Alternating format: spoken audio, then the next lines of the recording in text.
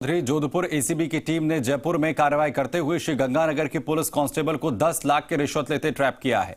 ACB की team ने देर रात एक निजी होटल में इस कार्रवाई को अंजाम दिया। आरोपी कांस्टेबल नरेश चंद मीणा श्री गंगानगर के जवाहर नगर थाने में तैनात है।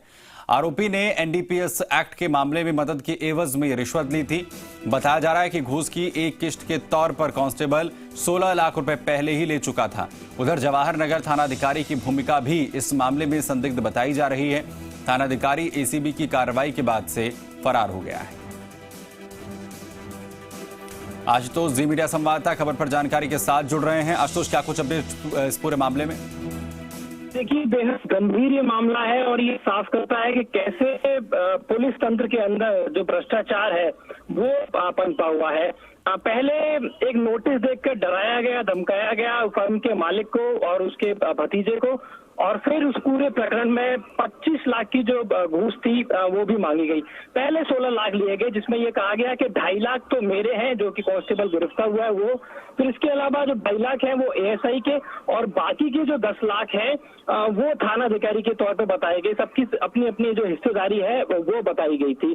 और उसके बाद में अगली जो घूस की राशि थी, दोबारा से जब धमकाया गया पैसे के लेन देन को लेके, तो जो परवादी था वो उस वक्त दिल्ली में था और 25 लाख मांगे गए थे। लेकिन क्योंकि उसने बताया कि उसको कोविड हो चुका है, ऐसे में पैसों की व्यवस्था नहीं हो पाई है, तो ऐसे में तय ये हुआ कि तकरीबन 15 से 16 लाख रुपए और दिए जाएंगे, जो कि कल देर रात जयपुर में लिए जाने थे। ये सारा तय हुआ था। लेकिन एसीबी मुख्यालय तब तक शिकायत पहुंच चुकी थी, शिकायत का सत्यापन किया जा चुका था, और जो थानाधिकारी है उसकी भूमिका भी व्हाट्सएप की चैट में स्पष्ट हो चुकी है। तो जाहिर है फिलहाल तो ये फरार हो चुके हैं जो एसएचओ है, लेकिन उनकी गिरफ्तारी भी लगभग तय मानी जा रही है। एसीबी मुख्यालय से तकरीबन 11:30 के आसपास ब्रीफिंग की जाएगी वीडियो कॉन्फ्रेंसिंग के जरिए, क्योंकि एसीबी मुख्यालय में कोविड के जो कुछ एक्टिव केसेस आ चुके हैं, ऐसे में पत्रकारों को वहां नहीं बुलाया जाएगा ब्रीफिंग के लिए।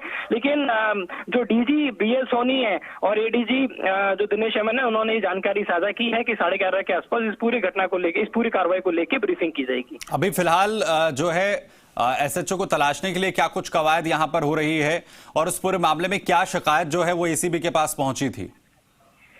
देखिए, एसीबी मुख्यालय में परवादी की तरफ से ये पूरी जानकारी दी गई कि उनकी जो उत्तर प्रदेश के अंदर, कानपुर के अंदर जो कंपनी है, फार्मा कंपनी है, उसमें एनडीपीएस से जुड़ा हुआ कोई मामला था, जिसमें नोटिस थमाया गया। जबकि परवादी का कहना है कि ऐसी कोई जो कार्रवाई थी वो नहीं बन रही थी, लेकिन डराने के लिए, धमकाने के लिए इस तरह का जो मुकदमा था, इस तरह का जो नोटिस था वो थमाया गया, जिसके बाद में गिरफ्तारी का डर दिखाकर ये पूरा जो घूस का ताना बाना है ये बुना गया, और सबकी अपनी अपनी हिस्सेदारी थी। बेहद एक तरीके से शर्मनाक ये पूरी घटना है, क्योंकि राजस्थान पुलिस का जो इकबाल है वो उससे नीचे आता है। इस तरीके से कांस्टेबल के स्तर पे ये बात तो समझी जा सकती है कि घूस की इतनी बड़ी राशि कांस्टेबल अपने स्तर पे अकेला नहीं ले सकता, और ऐसे में सबका अपना अपना हिस्सा था। कांस्टेबल का अपना हिस्सा था, एएसआई का अपना हिस्सा था, एसएचओ का अपना हिस्सा था। अब इसमें क्या कुछ उच्च स्तर पे भी अगर घूस की अगर कोई ऐसी शिकायत आती है कि ऊपर भी इसका एक बड़ा हिस्सा जाना था, तो उसकी भी जांच एसीबी की तरफ से की जाएगी। फिलहाल एसओजी की गिरफ्तारी को लेकर जो सर्च है वो शुरू हो चुकी है। आशुतोष, क्या इसे कंफर्म एसीबी की तरफ से किया जा रहा है कि ऊपर तक भी ये जो पैसा है ये पहुंचाया जा रहा था, और साथ ही अब इस पूरे मामले में कार्रवाई करते हुए और कितने नाम जो है इसमें जुड़ते हुए नजर आ रहे हैं?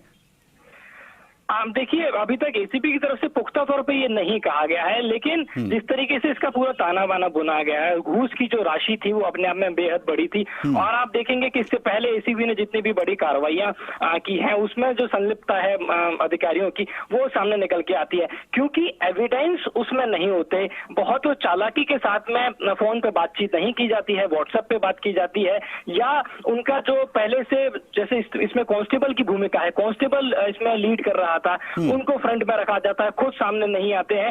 एक पूरा खाका तय किया जाता है, क्योंकि पुलिस तंत्र के अंदर सिस्टम में होते हैं, तो सिस्टम को बहुत अच्छे से समझते हैं कि कहां पकड़ में आ सकते हैं, कहां पकड़ में नहीं आ सकते हैं।